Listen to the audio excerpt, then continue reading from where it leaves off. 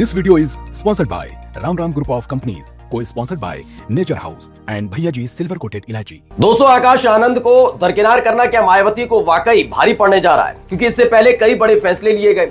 उन फैसलों की वजह से आपने देखा बीएसपी के कई कद्दावर नेताओं ने मायावती का साथ छोड़ दिया। लेकिन इस बार आकाश आनंद पर जो कार्रवाई की गई है उसने बीएसपी के अंदर खाने ही बगावत की चिंगारी जला दी है। क्योंकि हम ये बात इसलिए कह रहे हैं क्योंकि बीएसपी के जो इकलौते विधायक हैं अब वो विपक्षी पार्टियों के संपर्क में आ गए, जिनसे मुलाकात करने खुद मायावती गई थी 6 मार्च को। लेकिन देखिए, होली बीतने के फौरन बाद ही इस तरह के संकेत मिलने लगे हैं कि बीएसपी बिना विधायकों वाली पार्टी होने जा रही है। जी हां, आज की एक बहुत बड़ी खबर आपको दिखाने जा रहा हूं।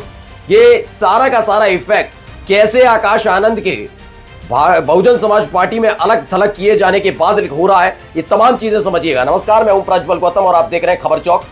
बड़ी खबर यही है कि आकाश आनंद जैसे ही मायावती ने कार्रवाई की, वो बात अलग है कि पारिवारिक मसला बताया गया। मायावती ने जो अपना प्रेस नोट जारी किया था उसमें यही बताया कि उनके जो ससुर है अशोक सिद्धार्थ, उनकी वजह से, उनकी पत्नी जो प्रज्ञा है उनकी वजह से ये सारे फैसले मायावती को दिल पर पत्थर रख के लेने पड़े हैं कि अपने ही परिवार के एक सदस्य को साइडलाइन करना पड़ा, आकाश आनंद को साइडलाइन करना पड़ा। लेकिन जैसे ही ये खबर आई उसके बाद अलग अलग तरीके से कभी समाजवादी पार्टी, कभी कांग्रेस की तरफ से लगातार ऑफर दिए जा रहे थे। लोग कह रहे थे कि नहीं नहीं, ये तो नहीं हो सकता। और मैं अब भी आपसे कह रहा हूं कि आकाश आनंद आपको विपक्षी पार्टी के किसी, बीजेपी नहीं, विपक्षी पार्टी के किसी भी पार्टी में अगर शामिल होते हुए नजर आए तो बड़ी बात नहीं है, क्योंकि ये फैसला यूं ही नहीं लिया जाएगा। इसके पीछे की पूरी रणनीति तैयार हो गई है।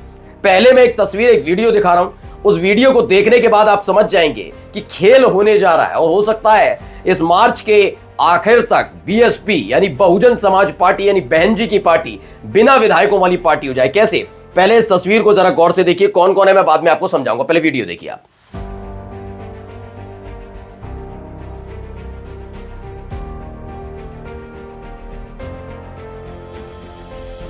तो दोस्तों, चेहरे पे मास्क है तो शायद आप पहचान ना पाए, लेकिन मैं आपको बता दूं एक एक करके। जो आपको दिख रहे हैं सफेद कुर्ते पजामे में मास्क लगा रखा है चेहरे पर, वो कोई और नहीं है, वो अजय राय है। अजय राय कौन है भाई? अजय राय है कांग्रेस के प्रदेश अध्यक्ष उत्तर प्रदेश के अंदर। अजय राय कौन है? जिन्होंने वाराणसी में नरेंद्र मोदी साहब के खिलाफ न केवल चुनाव लड़ा था, लेकिन याद होगा लोकसभा चुनाव की जब काउंटिंग पिछले साल हो रही थी तो उन्होंने ट्रेल तक कर दिया था। यानी नरेंद्र मोदी साहब पिछड़ते नजर आए थे इन्हीं अजय राय से। अब अजय राय साहब मुलाकात करने पहुंचते हैं। सामने जो व्यक्ति खड़े हुए हैं इनको भी आप पहचान लीजिए, मुंह पर मास्क है शायद नहीं पहचान पा रहे। ये रसड़ा से बीएसपी के इकलौते विधायक उमाशंकर जी हैं।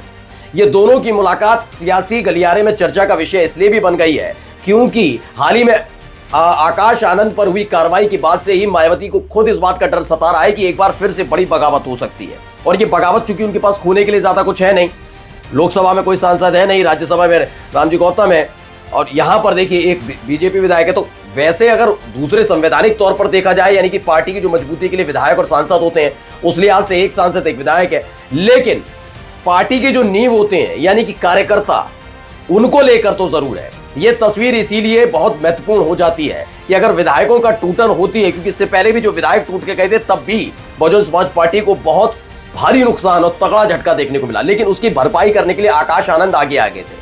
आकाश आनंद ने जिस तरह के बयान दिए थे वो यकीन मानकर चलिए किसी और के लिए नहीं बल्कि चंद्रशेखर के लिए बहुत महत्वपूर्ण होने जा रहे थे। क्योंकि आपको याद होगा एक जो शून्य बीएसपी के समर्थक कार्यकर्ताओं में, वोटर्स में देखने को मिल रहा था, उसे भरने का काम चंद्रशेखर ने किया।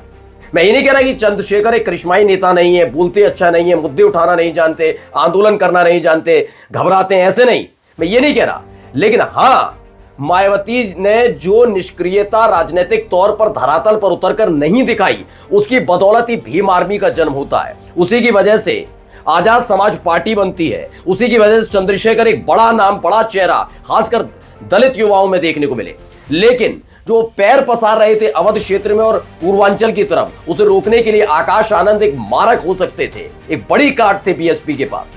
लेकिन मायावती का ये कदम जो आज भी लोग नहीं समझ पाए कि ऐसा कैसे हो जाएगा, अशोक सिद्धार्थ उनकी पत्नी की वजह से ये बड़ी कार्रवाई, अभी भी लोग नहीं समझ पा रहे, उसका विश्लेषण नहीं कर पा रहे। लेकिन ये झटका जरूर है। आकाश आनंद को अलग करने के बाद जो दलित युवा हैं उनमें इस बात की नाराजगी है कि ये नहीं करना चाहिए था। और इन सब के बीच उनके अपने विधायक अब विपक्षी पार्टी के नेताओं से मुलाकात करें। अब आप बहुत सारी चीजें कही गई, जैसे अजय राय ने लिखा, बलिया के रसड़ा विधानसभा क्षेत्र के लोकप्रिय विधायक उमाशंकर सिंह से अस्वस्थ चल रहे हैं। आज उनके लखनऊ स्थित आवास में मुलाकात कर कुशल क्षेम जाना और बाबा श्री काशी विश्वनाथ जी के से उनके शीघ्र स्वास्थ्य लाभ की प्रार्थना की। तमाम बातें कही जा रही है, ये बात सच है। यही वजह तब भी बताई गई थी जब मायावती मुलाकात करने गई थी। कब गई थी? 24 से 48 घंटे के भीतर जब अपने परिवार के सदस्य आकाश आनंद पर कार्रवाई की, यानी अपने भतीजे पर कार्रवाई करती हूँ, भतीजे पर कार्रवाई करने के 48 घंटे के भीतर अचानक से उमाशंकर सिंह से मुलाकात करने पहुंच जाती है, जबकि लंबे समय से वो बीमार चल रहे, तब नहीं गई। इस बात का डर था कि कहीं ऐसा हो ना इधर कार्रवाई उधर पार्टी का एक और इकलौता विधायक टूट जाए। देखिए उस वक्त की भी तस्वीर मैं आपको दिखा देता हूं, और भी कई कारण है भी दिखाने जा रहा हूं। पहले ये वीडियो देखिए, ये पहले हमने आपको तस्वीर भी दिखा दी थी, वीडियो ये मुलाकात करने पहुंची थी, उसके बाद साथ में उमाशंकर सिंह खड़े हुए हैं, उनके परिवार के सदस्य, बीच में मायावती भी खड़ी हुई हैं। ये तमाम तस्वीरें भी निकलकर सामने आई थी उस वक्त की। ये वीडियो में आप देख सकते हैं जब मुलाकात करने पहुंची थी उस वक्त की तस्वीर है। लेकिन अब इन सब के बीच ये वीडियो भी देखिए। पहले ये वीडियो बड़ा दिलचस्प है, इसको भी बताऊंगा कैसे, समझिए।